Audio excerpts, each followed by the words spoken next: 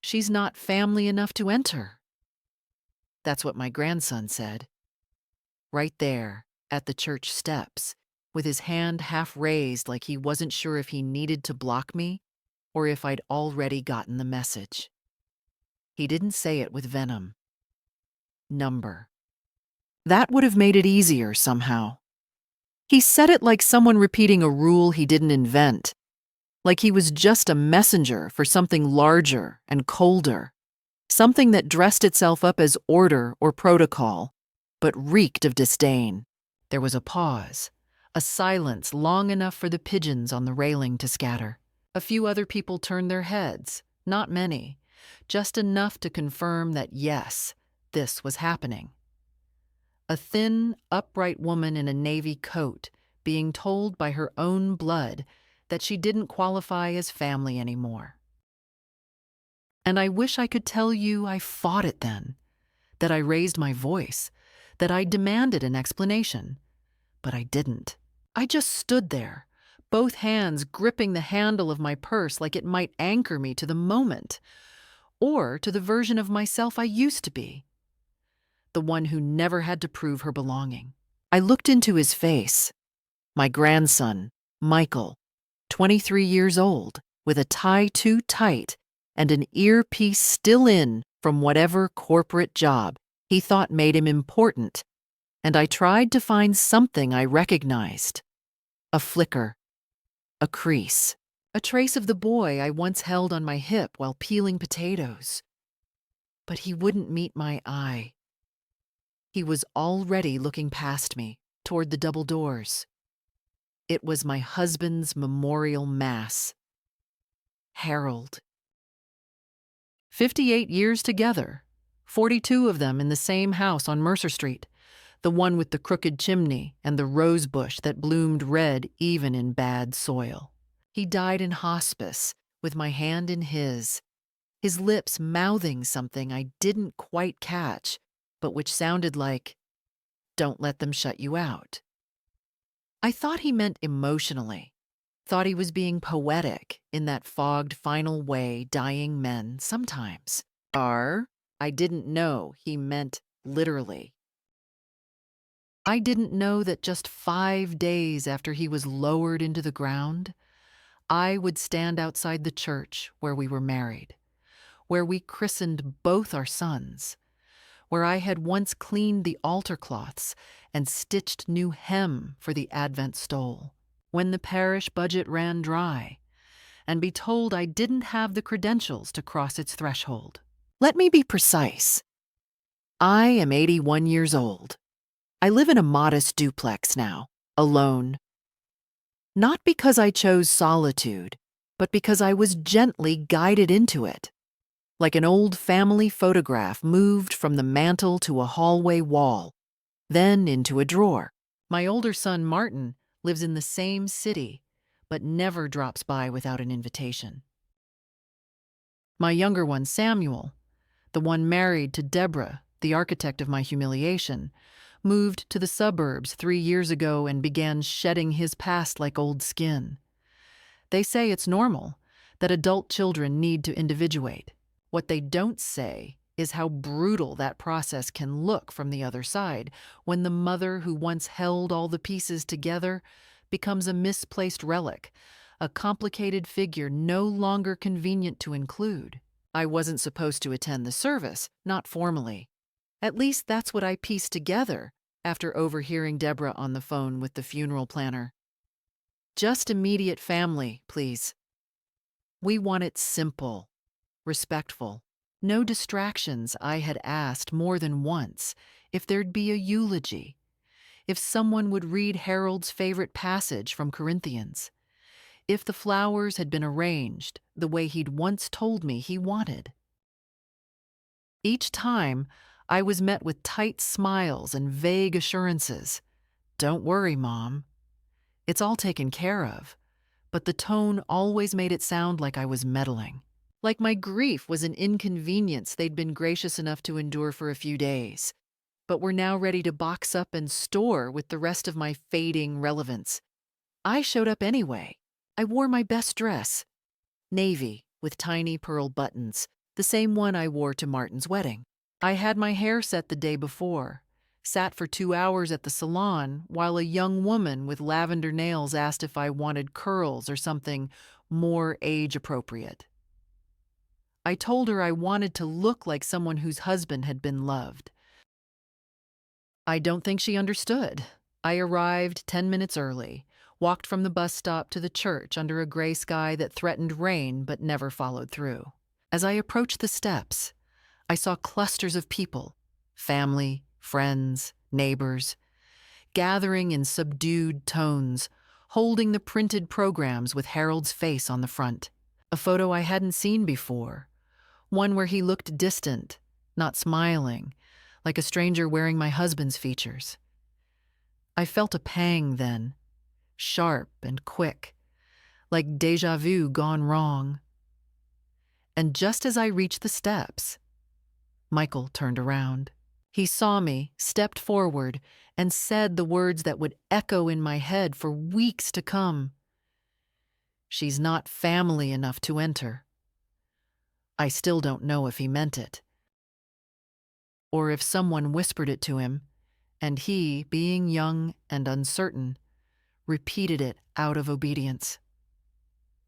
Deborah was standing nearby in a tailored black coat, sunglasses still on despite the overcast sky.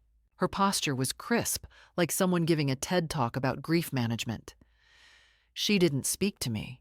She didn't have to. Michael's words were her words, just spoken through a mouth still new enough to carry them with less guilt. I remember standing there, heartbeat steady but shallow, watching them file inside without me. Some people hesitated, glanced back, unsure. Others pretended not to see. Grief makes cowards of us all. I was about to turn away, not out of surrender, but because I couldn't bear the weight of staying upright in that moment. When the doors opened again, Father Andre, the young priest who'd only joined the parish last year, stepped out. He looked around, eyes scanning the crowd, then settled on me. And then, softly but clearly, he said, "Mrs. Harlow, please come in. We're starting with you." That's how I ended up walking down the aisle ahead of everyone. Alone, but not invisible. And that is where this story begins. Not with the marriage, not with the memories, not even with the loss of my husband, but with that moment on the steps. When a door was closed in my face by someone I had once bathed in a porcelain sink, and opened again by a stranger who simply remembered my name. In the days following Harold's memorial, something settled deep inside me, an unfamiliar kind of silence that felt more like an absence than a presence. It wasn't the grief of losing a partner of 58 years, though that was profound in its own way, but the gnawing sense of being forgotten, excluded, cast aside like something no longer useful. The calls from Martin and Samuel became increasingly terse. They spoke to me only when necessary, their voices sounding more like obligations than expressions of affection. I began to sense that there was a sort of invisible line drawn around their lives, a line I wasn't supposed to cross. They didn't say it, not directly, but in the way they interacted with me, or didn't. Their messages came as though on a timetable.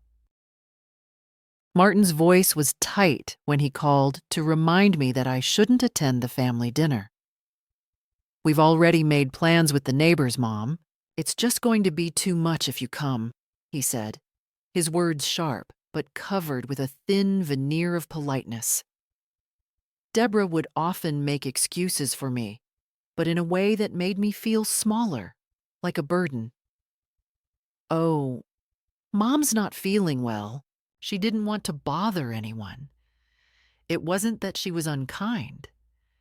It was just that she never really saw me. She never asked how I was doing. It was always we and us in her world, and I, it seemed, had never been part of that equation. I became the background noise, the shadow in the corner of their life that could be turned on and off whenever convenient. The call came the morning after I received my invitation to the family meeting about the will. I should have known it was coming. My sons were thorough in how they handled everything after Harold's death, and not in the way I thought they would be. I knew they didn't need me for decisions. They'd already decided everything without consulting me. My opinion didn't matter, not when they had everything in place. The lawyer's letter arrived before I even had time to digest the silence in my house. The contents of the envelope were as sterile as the paper it was printed on, but the message was clear. They were moving forward with everything without me. There was no mention of the small house on the outskirts of town, the one where Harold and I spent our early years together, building a life from scratch. No mention of the estate or of the charity work I had poured my time into after Harold passed, ensuring that his legacy lived on. The letter wasn't cruel in the traditional sense. It didn't accuse me of anything or suggest that I had done wrong. It simply stated that they no longer required my participation in any matters concerning the family estate. I wasn't needed anymore. I wasn't wanted. The way they phrased it was polite, distant. But the message cut through me just the same. There were no harsh words in the letter from the lawyer, no ultimatum. The only hint of what was happening came in the form of a subtle note about my non-participation in the family decisions, which had made their tasks difficult. But what struck me the most was how the letter was signed, not by the lawyer, but by my son, Samuel. He didn't even have the decency to put his name first. It was like a whisper of something that had been building for years, something I had failed to notice. I wondered then how long they had been planning this, how long they had been waiting for a moment to cut me out completely. I had given everything to them for so long: my love, my time, my money, even my health. And now I was a complication they were eager to discard. I wasn't angry. Not at first. It was too cold for anger. It was too clinical, too detached. It was like I was being erased without a fight. That evening, I sat in the same living room where Harold and I had spent so many evenings together, the same room that now felt too large for me alone. The silence pressed in on me from all sides. The house was quieter than it had ever been, the walls holding only the echo of memories that seemed increasingly distant. It wasn't the empty house that hurt the most. It was the realization that I had become a ghost in the lives of my children, someone who was no longer essential, someone who was simply in the way. I stood up from the couch, my legs stiff from sitting too long, and walked to the window, looking out at the garden that Harold had tended to with such care. He had always been the one to handle the roses, to trim the hedges, to fix the leaky faucet or the broken gate. I had never minded, never questioned it. It had been his way of showing love, just as much as mine had been in the form of meals, of laundry, of every small act of care that went unnoticed until it was too late. I ran my fingers across the windowsill as if I could trace the last remnants of him, and I wondered how it had all unraveled so quickly. The phone call came just as I was about to sit back down. It was Martin. I didn't answer at first. I didn't want to hear the rehearsed polite words he would say. I didn't want to hear the excuses or the justifications for why I had been excluded from everything. But it rang again, and then again. The persistence of the call finally convinced me to pick up the phone, though I wasn't sure what I would say, or if I even wanted to hear the words he would speak. "Mom," he began, his voice tight, almost apologetic. We're handling things. The estate, the house, everything. You don't have to worry about anything. He paused, as if waiting for me to respond. I know it's been hard, but you'll be taken care of. We just need to move forward. There's nothing more to discuss. There it was again. That finality, that cold, impersonal tone that said it all. We just need to move forward. There was no room for me in their plans. I wasn't included in their future. The word forward cut through me like glass. All I could do was nod, even though he couldn't see me. He spoke in the same way he always had, as if I was a child who needed to be comforted with assurances, with platitudes. He didn't understand that I didn't need reassurance. What I needed was something real. I needed them to see me, not as the woman who had raised them, not as the mother who had given them everything, but as a person who had been left behind. The conversation didn't last long. He promised to visit in a few days, but I knew he wouldn't. The visit would be polite, brief, a token gesture to make it look like he still cared. But it would mean nothing. I didn't need his visit. I needed something far more basic than that. Acknowledgement. Acknowledgement that I existed, that I had once mattered. But that was something I would never receive from him. And that, I realized, was the final break. Not the money, not the house, not the photographs or the heirlooms that were now being passed around like nothing more than pieces of furniture. The break came when they began to treat me as though I had no history, no value, no place in their lives anymore. They had erased me, and I had allowed it for far too long. I didn't cry that night. I didn't have the energy for tears anymore. What I felt instead was a quiet, heavy emptiness, a realization that I was no longer a part of their world, and perhaps never had been. The person I had been, the wife, the mother, the grandmother, was fading into something less substantial, something disposable, and I wasn't sure I had the strength to fight it. But something inside me stirred, something that wasn't willing to disappear quietly. And that was when I made the decision. I had been invited to the will reading, but I knew I wasn't going to attend. I wasn't going to let them dictate how my story ended. Not this time. I had done everything I could for them. I had given them my life, my energy, my love. But I was done. It was time to reclaim myself, to step out of the shadows of their expectations. And I would start by refusing to sit in that room, waiting for my inheritance to be handed to me like a charity. I would walk away, not because I was angry, but because I needed to remember who I was before I was swallowed up by their neglect. I needed to remember that I was more than the woman who had been left behind.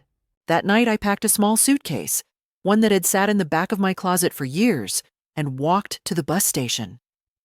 I had no clear destination in mind, but that was the point. I didn't need a plan. All I needed was to leave. I didn't know where I would end up, but I knew it would be better than staying in a life that no longer saw me. I arrived in Portland a week later, a place that felt both foreign and familiar, as if it had become a ghost of the city I once knew.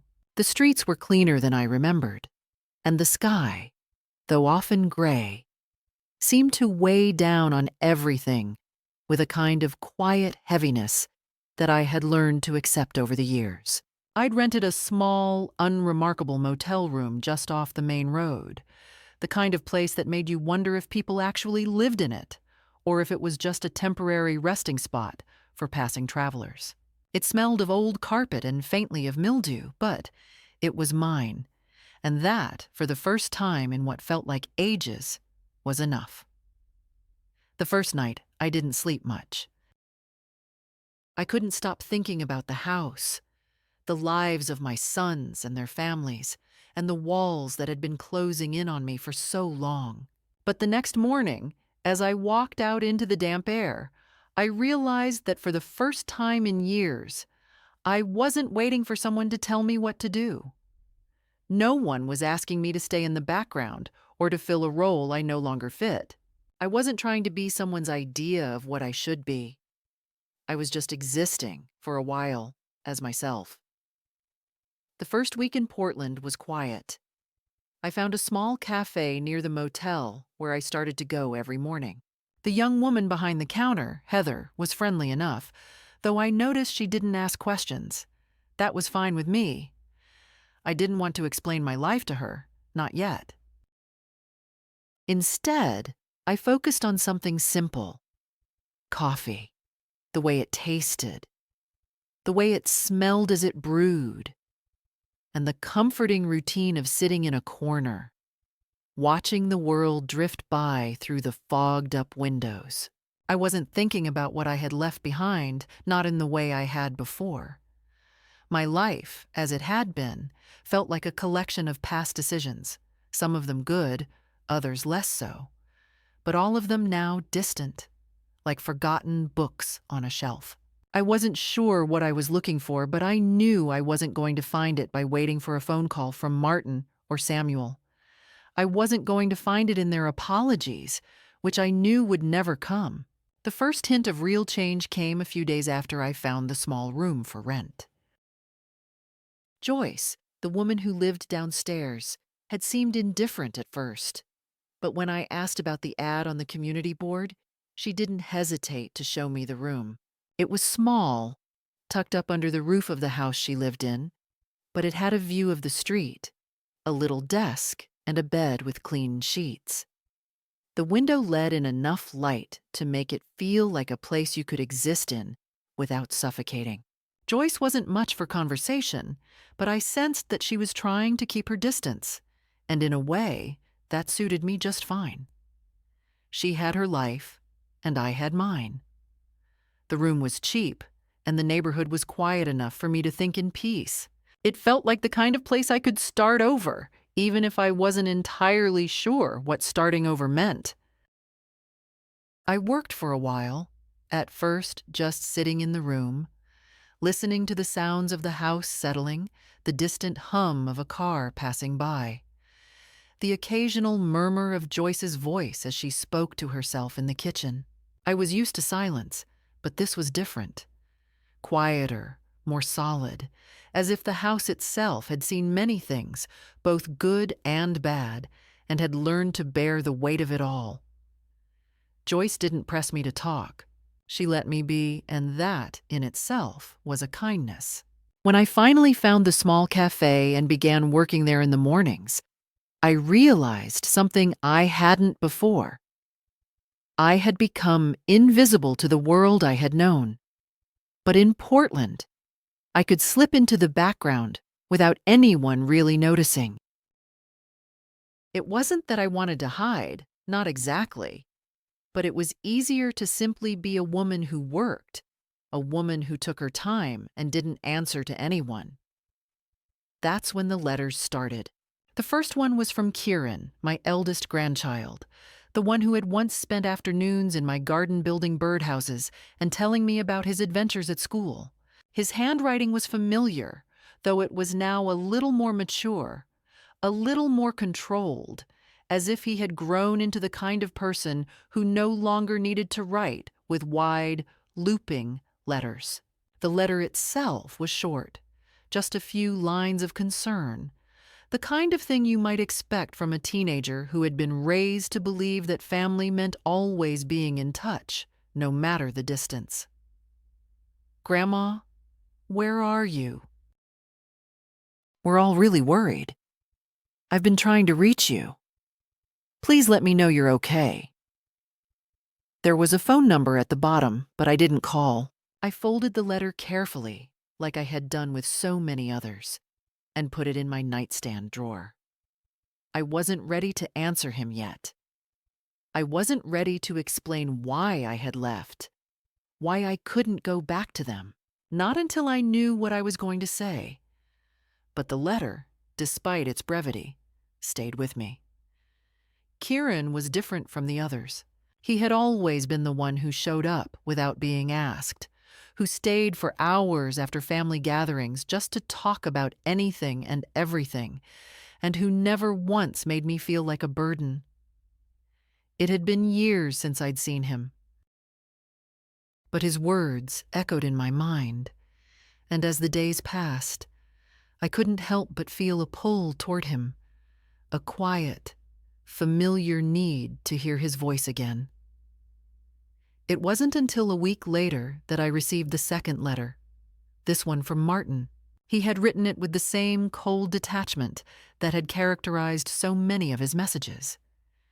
It was a letter, not of concern, but of expectation. He reminded me once again that the will was being settled, that there would be no further discussion. He included a copy of the document that confirmed his position in the family trust, his right to make decisions on my behalf. The letter was perfunctory, like one you might send to a stranger. But there was something more sinister in its tone, something that told me he had no intention of acknowledging my existence beyond what was legally required. I felt nothing as I read it, not sadness, not anger, just a quiet, suffocating sense of finality. He had already moved on, and now it seemed it was my turn. The final letter arrived a few days later, not in the form of a typed message, but in the hands of a lawyer who showed up at the small cafe where I worked with a briefcase and a look of deep sympathy. He handed me the envelope with the kind of professionalism that was both comforting and impersonal. Inside was a demand for a formal meeting to resolve any outstanding family matters, and a note that suggested, politely, that it was time to move forward. I had no intention of attending, not after the way they had discarded me. Not after the way they had treated me like I was a problem they didn't want to deal with. But the letter made something in me snap, a quiet resistance that had been building since the day I'd left. I wasn't going to be controlled. Not anymore. That evening, I sat in the small room, looking out at the street below. I thought about the letter from Kieran, the concern in his words, the genuine care he had always shown me. But I also thought about the cold, impersonal letters from Martin and Samuel, the way they had shut me out without a second thought. They didn't see me anymore. They saw someone who was in the way, someone they could manipulate and control. But I wasn't going to be that person any longer. I wasn't going to play by their rules. And so I made a decision. I was going to respond, but not to them, not to Martin or Samuel. I was going to respond to Kieran, to the one person who still remembered me as something other than an inconvenience. I was going to tell him that I was okay, that I had found peace, that I was building a life for myself, one that didn't rely on the approval of my sons. And maybe, just maybe, I would tell him that I was ready to see him again. On my terms. But for now, I needed to make my peace with the fact that I had already lost something. Something I would never get back. And that was the first step. The first real step toward reclaiming who I was. It was after the letter from Kieran that I began to feel the weight of my decision settle more deeply within me. The quiet, daily routines that I had once regarded as a distraction had started to take on new meaning. I had walked away from my past, but I hadn't really left it behind. There were moments when I thought of the house on Mercer Street, of the garden Harold and I had cultivated together, and of the way we used to sit in the evenings, his hand in mine, watching the world settle into dusk. But the more I thought about those times, the more I realized how much I had been holding on to something that wasn't really mine anymore. It wasn't just the house that I had lost. It was the idea of who I had been to my sons, to my family. That version of myself, the one who could make everything okay, the one who was needed in every crisis, that version had been dismissed, replaced by something less visible, less essential. The routine I had established in Portland began to feel more like a lifeline. Each morning, I woke up at the same time, made myself a pot of coffee, and sat at the small table near the window, watching the street below as the early fog lifted. I didn't need to rush anywhere. There was no expectation that I would be somewhere, doing something. I wasn't required to play a role in anyone's life but my own. And for the first time in what felt like years, that was enough. I had found a rhythm that was mine, one that didn't depend on anyone else's approval. I spent my days walking through the neighborhood, observing the small changes in the seasons, the way the trees shifted from green to gold as autumn began to settle in. I took my time with everything. I had started reading again, a habit I had abandoned when life had become too busy, too filled with obligations. I found myself getting lost in books, in stories that took me far from the loneliness of my own life. It was the simplest of things, the quiet walks, the mornings with my coffee, the books that held my attention, that began to make me feel like I was reclaiming something I had long forgotten. The cafe, where I worked every morning, was becoming a second home to me. Heather, the young woman who worked there, was an odd mix of quiet and observant. She didn't ask questions, but there were times when I caught her watching me, her gaze sharp and thoughtful. It wasn't intrusive, but it was enough to make me feel seen, even if only for a moment. We didn't talk much, but in the way she would nod when I set a coffee cup down or offer a small smile when I came in to start my shift, I began to feel that I wasn't as invisible as I had been made to feel back home. There was something comforting in the anonymity of my new life. No one knew my past here. No one expected anything from me except for the steady, quiet work I did at the cafe. And that was enough. I didn't need to explain myself. I didn't need to justify my choices. I was just another face in a city full of faces, a small piece of a larger puzzle, and that, for the first time in a long time, felt like freedom. One afternoon, as I was finishing my shift and preparing to leave, Heather handed me a small envelope. It was unmarked with no return address, but I could tell immediately that it was from my family. My heart sank as I tore it open. The letter inside was from Martin.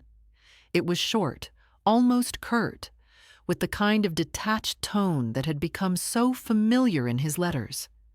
He didn't ask how I was. He didn't offer any words of comfort or apology. Instead, he gave me a simple, dry update on the estate. Everything was being taken care of. The house was officially in his name, and there was nothing left for me to do. He told me that he had arranged for someone to pick up the few belongings I had left in the house, and that if I needed anything, I should let him know. He signed it, "Your son."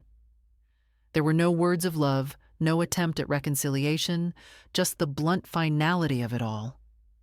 He was moving on, and he was making sure I knew that I no longer had a place in his life. I folded the letter carefully, tucking it back into the envelope without a word. There was a part of me that wanted to call him, to tell him that I wasn't going to beg for a place in his world. But I didn't. I didn't need to explain myself to him. I had already made my decision. The life I had built for myself in Portland, though small and modest, was mine. I wasn't going to give it up for the empty promises of a family that had no interest in seeing me for who I was. I wasn't going to beg for a seat at a table where I was already invisible. But even as I sat there, holding the letter in my hand, I couldn't shake the feeling that there was more to this story. I had been left behind by my sons, discarded without explanation, but there was one person who still seemed to care. Kieran. The letter he had written to me weeks ago had been different. His words had been full of concern, full of warmth. He hadn't dismissed me. He hadn't abandoned me. He had reached out, and in doing so, had given me a glimpse of the person I had been before my sons had turned their backs on me. It was then that I realized something. I wasn't just running from my family. I was running from the idea of who I had become in their eyes. I had been their caretaker, their provider, their emotional support system for so long that I had lost sight of who I was outside of those roles. I wasn't just their mother. I wasn't just their grandmother. I was Martha. And somewhere along the way, I had forgotten that I had a life outside of them. I had forgotten that I could be something more than the woman who had sacrificed herself for their happiness, for their success. I had spent so many years catering to their needs, fitting myself into the mold they had created for me, that I had lost track of what it meant to be truly free. In the quiet of my motel room, with the letter from Martin still in my hands, I made a decision. I would see Kieran. I would reach out to him, not because I needed him to fix things, not because I was looking for redemption, but because I wanted to remember what it felt like to be seen for who I was, not just for what I could give. I wasn't sure where it would lead, but I knew it was the right thing to do. I had spent too long waiting for my sons to see me, but Kieran, he had always seen me.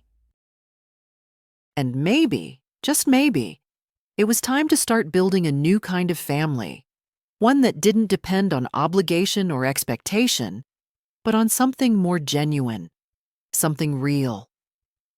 The next morning, I sent him a letter. I told him that I was safe, that I was building a new life, and that I wanted to see him. I didn't know when, but I knew it would happen soon. I wanted to see the boy who had once built a birdhouse with me, to see the man he had become, and to remind him that he was still the one person who had never turned away from me. As I sealed the envelope and addressed it to his apartment, I realized that I was no longer just waiting for life to happen. I was making it happen. I was finally taking control of my own story, and it was terrifying and liberating all at once. I didn't know what the future held, but for the first time in years, I felt like I was stepping into it with my own 2 feet. The letter had been sent, not as a declaration and not even as a request, but as a quiet opening, a crack in the long wall of silence I had built to protect myself. I had folded it carefully, pressed the edges with the back of a spoon like I used to do with Christmas cards, and mailed it without ceremony, without expectation. A part of me imagined Kieran reading it immediately, his face softening, his shoulders relaxing, his heart, maybe, lifting with the relief of knowing I was still in the world. But another part of me, the part that had learned not to expect too much, whispered that perhaps it would be weeks before he answered, or maybe he wouldn't answer at all. I didn't hold my breath. I had waited long enough to know that some things come slowly, if they come at all. I returned to my routine.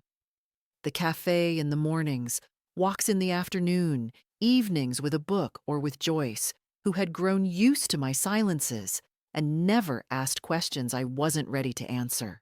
She would occasionally grunt from her spot on the porch, asking if I wanted soup or tea, or to help her yell at squirrels in the garden. And I would always respond with the kind of simple yes that came from a place of quiet gratitude, not politeness. In her company, I found the kind of peace I had never had in my own family's presence. Not because Joyce was kind in a motherly way, but because she didn't demand anything from me. She let me be. And that, at this stage in my life, felt more like love than anything I had been offered in recent years. But peace, I've learned, never comes without interruption. Not when you've left loose ends in the world, not when your disappearance is more than a vanishing act. When it's an unspoken indictment of the people who let you go. And so, one afternoon, as I wiped down the counter at the cafe, Heather appeared beside me with a look that wasn't quite concern, but wasn't indifference either. "There's a man asking for you," she said. "Said he's a lawyer." My hands didn't tremble. My heart didn't skip. I simply dried them on my apron and walked out into the front of the shop, where a tall man in a tailored coat stood with a briefcase tucked beneath one arm and an expression so careful it bordered on rehearsed. "Mrs. Martha Harlow?" he asked. I nodded. "My name is Derek Sorensen. I represent Adam and Lisa Harlow. They've asked me to speak with you regarding your well-being and your assets." His words were smooth, rounded at the edges, as if he had said them many times to many people. I stared at him for a long moment, then replied, "My well-being is excellent, and my assets are none of your business." There was a flicker of discomfort in his eyes, the kind you only catch if you're looking closely. He shifted his weight, adjusted his grip on the briefcase. "They're very concerned, Mrs. Harlow. They'd like to ensure you're in a safe environment, possibly discuss some next steps." I cut him off before he could finish. "Tell Adam and Lisa I'm not a suitcase they forgot to claim at the airport.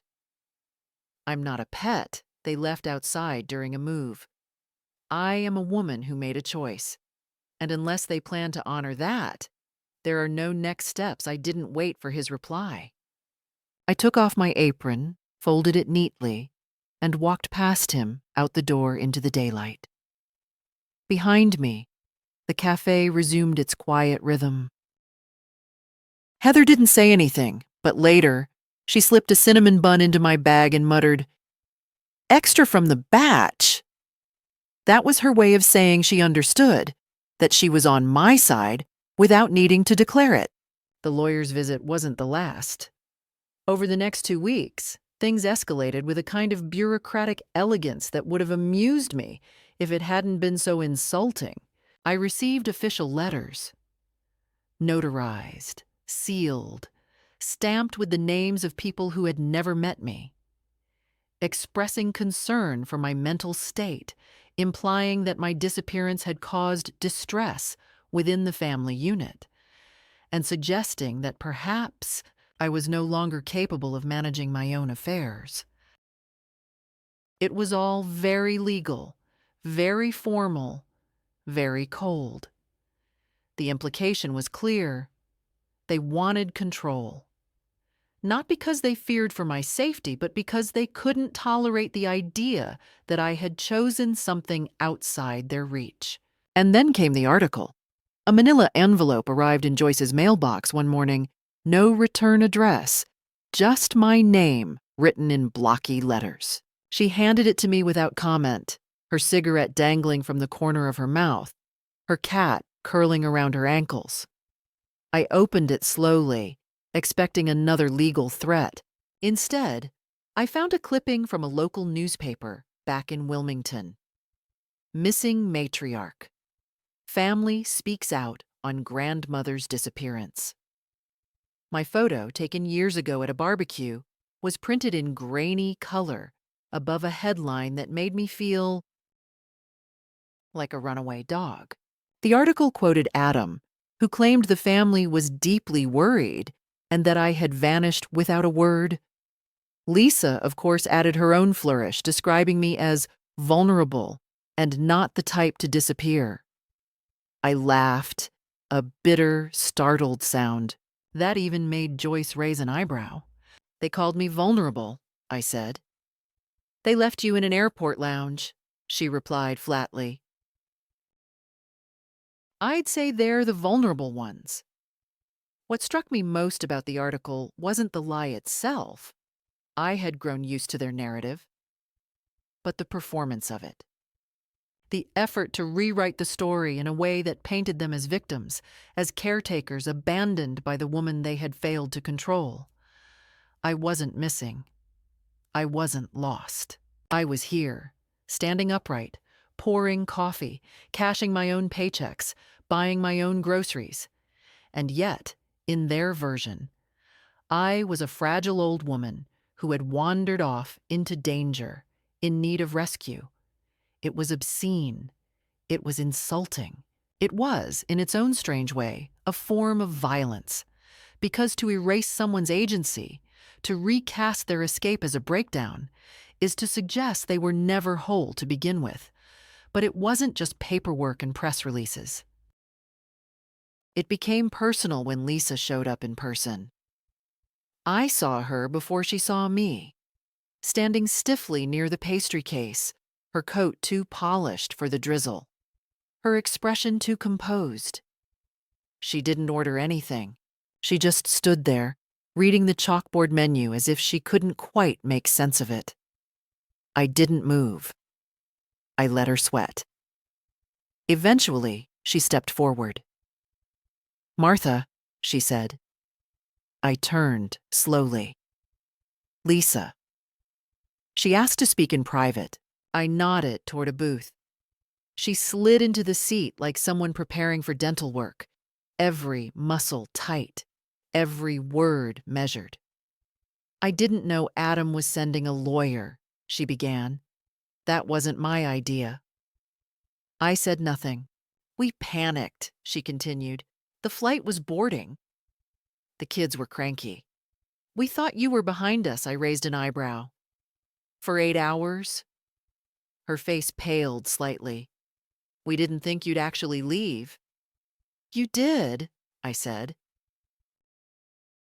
And so I did. There was a long silence. Then, as if reaching some invisible threshold of honesty, she said, I wasn't trying to replace you. I just didn't want your shadow in every room.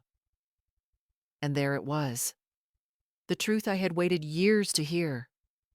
I stood then, not out of anger, but clarity. I'm not your shadow, Lisa. I'm my own person. And I finally remembered how to be one she left without finishing her coffee. That night, Joyce and I sat on the porch, wrapped in blankets. You know they're going to show up again, she said. I know, I replied, but I'm not hiding anymore. You done? She asked. Not quite, I said, but close. The next morning, I wrote 3 letters. The first to Lisa. 3 lines. I know what you did. I know what you didn't say. I'm not angry. I'm not coming back. The second to the lawyer.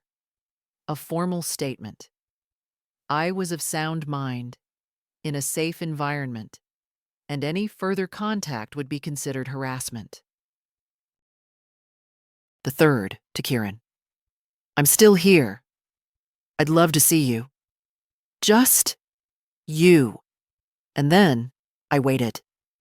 But not like before. Not like someone hoping to be rescued. I waited, like someone watching a storm pass through. Calm, centered, unmoved. And when the knock finally came, soft but certain, I opened the door, not with hesitation, but with the quiet confidence of someone who had weathered worse. It was Kieran, of course. Older now, eyes lined with worry, hands trembling slightly as he held out a book. "I brought you something," he said. It was a collection of poems, underlined, dog-eared, lived in. "These reminded me of you," he added. I took it, cradled it like something sacred, and nodded. "Thank you, sweetheart." We didn't hug. We didn't cry. We just sat, side by side, reading in silence, like two people who had never needed to perform love in order to feel it. The days that followed Kieran's visit felt different, like a door that had once been closed tightly had creaked open, and now I was standing in the threshold, waiting to see what would come next. I hadn't expected it to feel this way. Not like a sudden rush of clarity, not like a triumph over all that had been done to me, but something quieter, something more profound. There was peace in the spaces between the events, in the way the air felt lighter, and the shadows, which had once seemed so oppressive, had begun to recede. I found myself waking up earlier each morning, not out of necessity, but because I wanted to. The sun would slip through the curtains of my room, filling the small space with a soft golden light that made everything feel new again. And for the first time in what felt like years, I didn't feel the weight of being unwanted hanging over me. I had made the decision to stop waiting for someone to make me feel worthy, and it was that decision more than anything that had given me freedom. But the weight of my family's expectations, their need to control, didn't lift immediately.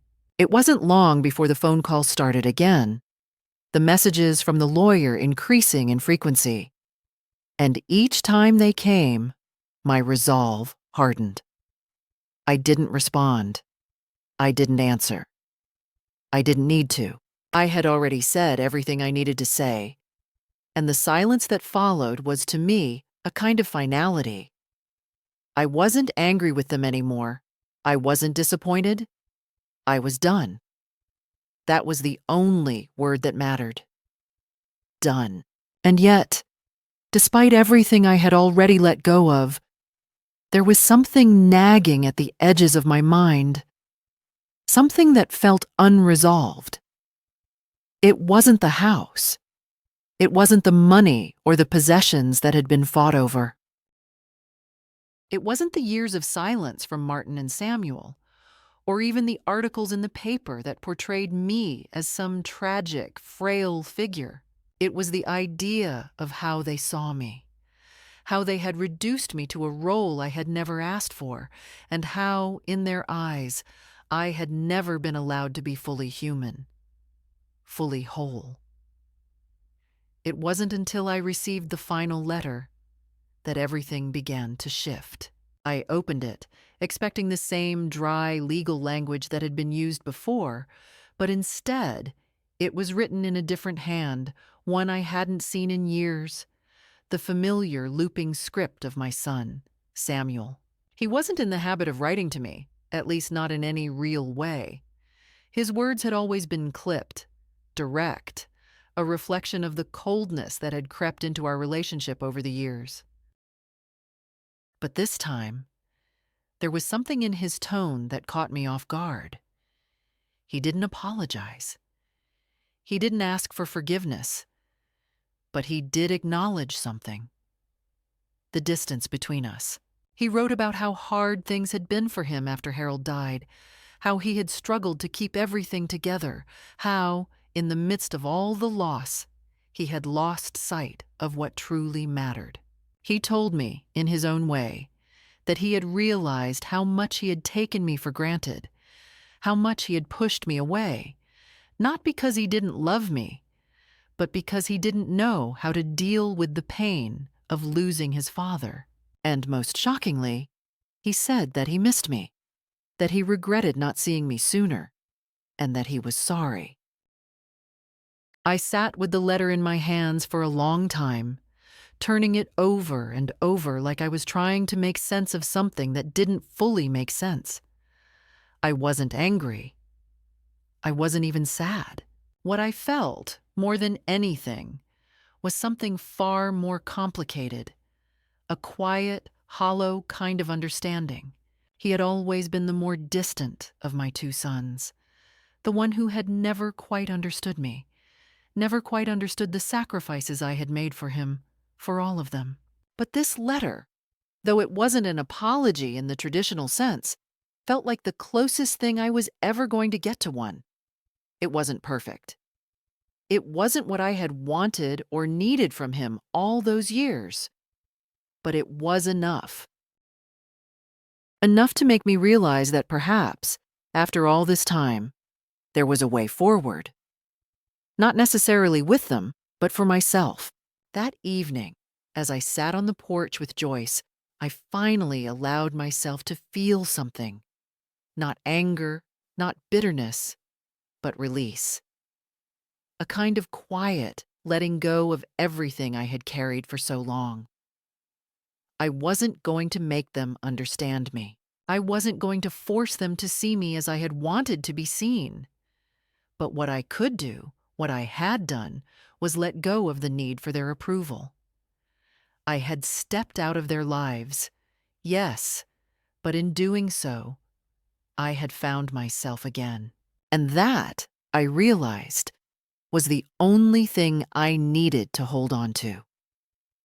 Later that night, after Joyce had gone to bed, I sat at the kitchen table with the letter from Samuel and began to write my response. I didn't write back immediately. I didn't rush to fill the silence with words that wouldn't change anything. Instead, I sat with it, feeling the weight of the moment settle over me. The words I wrote weren't grand gestures or attempts to fix anything. They were simple, honest. I told him that I had found peace, that I was no longer angry with him, that I had accepted everything that had happened, even the parts that were hard to accept. I told him that I didn't need him to understand me, not anymore. I just needed him to know that I was okay. And then, at the end of the letter, I wrote the words I had never said to him before. I forgive you. I didn't send the letter right away.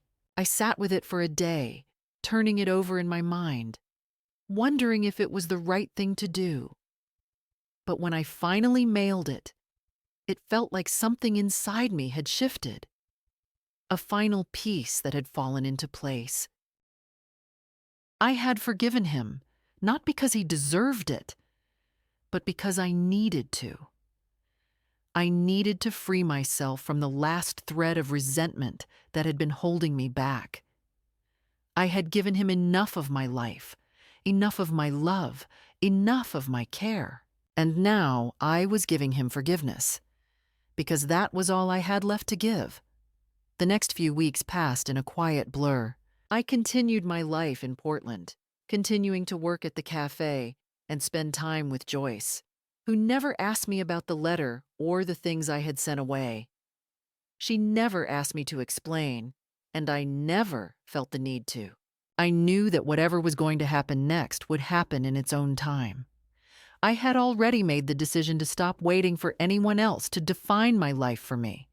I had finally realized that the only person who could do that was me. And then, one day, Kieran called. It wasn't a long conversation. It wasn't an urgent plea for me to come back.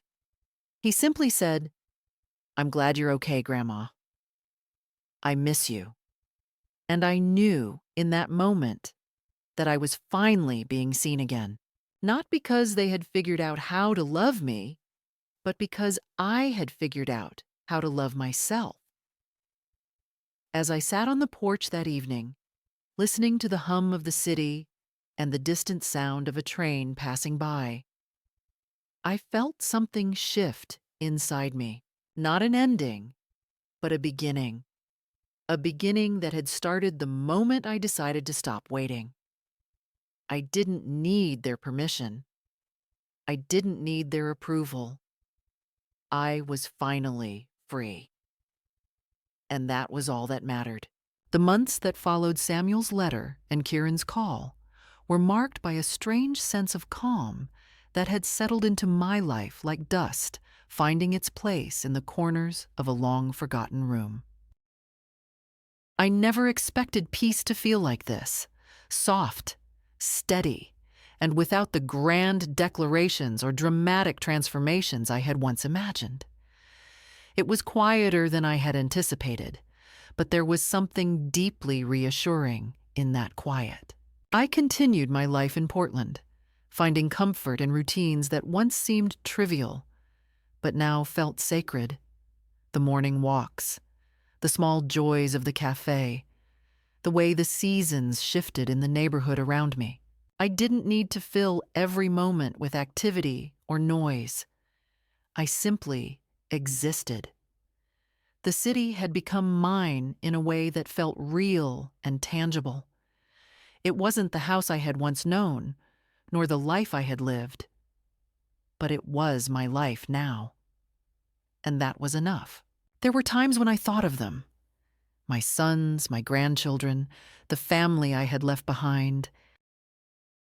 I thought of the letters, the decisions that had been made without my input, the space they had created between us, the roles they had assigned me, and how, for so long, I had tried to fit into those roles, even when they didn't fit me.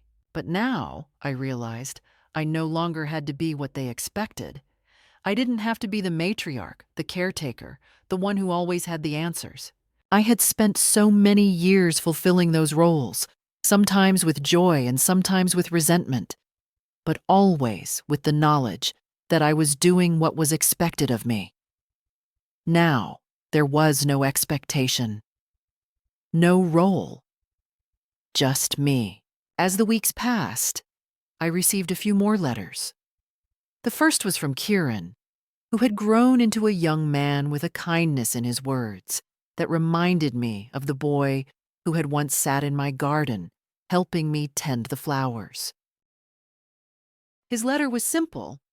He told me that he missed me, that he wanted to visit but he didn't want to intrude. He asked if it would be all right to come, if I was ready to see him. I didn't hesitate. I wrote back immediately, telling him that I was ready, that I had missed him too, and that I would be happy to see him whenever he was ready to come. The other letters were more formal. Updates on family matters, the settlement of Harold's estate, a few polite messages from Martin and Samuel. Nothing more than the kind of correspondence that felt like a courtesy rather than an attempt at reconciliation. I didn't respond to those. I didn't need to. They had made their choices, and I had made mine. One chilly autumn afternoon, Kieran arrived. He was taller than I remembered, his face more defined, the roundness of his childhood replaced with the sharp edges of adulthood. He looked at me as if he wasn't quite sure what to say, but there was no uncertainty in his eyes, no awkwardness in his posture. He stepped forward, holding out a small bouquet of flowers, simple yet thoughtful, and smiled. "Grandma," he said softly, and in that moment, I felt something I hadn't expected, a flood of warmth, of recognition, of the comfort that comes from knowing that someone truly sees you for who you are, not for the roles you've played or the past you've left behind. We sat together in my small apartment, the sun low in the sky, casting long shadows on the walls. I didn't ask about his life. He didn't ask about mine. There was no need for explanations, no pressure to fill the silence with words that might have sounded forced. We simply talked about the small things, the books we were reading, the music we enjoyed, the weather. We spoke as two people who had shared a history, a bond, but who no longer needed to dissect it. He didn't ask me why I had left. He didn't ask me about the past I had walked away from. And for the first time in years, I didn't feel the need to explain myself. We were here, together, in this moment, and that was enough. As the evening wore on, I found myself thinking back to the life I had left behind. My marriage to Harold, the years I had spent raising my children, the sacrifices I had made, and the ways I had been forgotten, dismissed, cast aside. I had spent so much of my life trying to meet the expectations of others, trying to make everyone else happy, trying to fulfill roles that had never truly been mine. And in doing so, I had lost sight of who I really was. But now, sitting there with Kieran, I realized that I hadn't lost myself entirely. I had found something more important, the ability to live for myself. I didn't need their approval. I didn't need their validation. I didn't need to be the person they thought I should be. I just needed to be me. That night, as Kieran left, I watched him walk down the street, his figure disappearing into the shadows of the trees. I didn't feel sadness. I didn't feel longing. I felt something else, a quiet satisfaction. I had made my peace with the past, and now, for the first time in a long while, I was free to embrace whatever came next. I didn't know what the future held. I didn't know if Martin and Samuel would ever truly understand my decision, or if they would ever make an effort to reconcile. But it didn't matter. I had made the choice to step away from their expectations, from their control, from their version of who I should be. And in doing so, I had found something much more valuable: the freedom to be myself. The next morning, I woke up early, as I always did now, and walked down to the cafe. The sun was just beginning to rise, casting a golden glow over the city, and the air was crisp, full of the promise of a new day. As I walked, I thought about the people I had left behind, about the family that no longer felt like family, and about the new life I had built for myself. I had no regrets. I had no bitterness. I had simply let go. And in letting go, I had discovered something much more important than anything I had been holding on to: a sense of peace, of belonging to myself. The cafe was quiet when I arrived. Heather was already there, cleaning the counters, her hands moving with the same steady rhythm they always did. She looked up as I entered and gave me a small smile. "Morning, Martha," she said. I smiled back, a small but genuine smile, and took my usual seat by the window.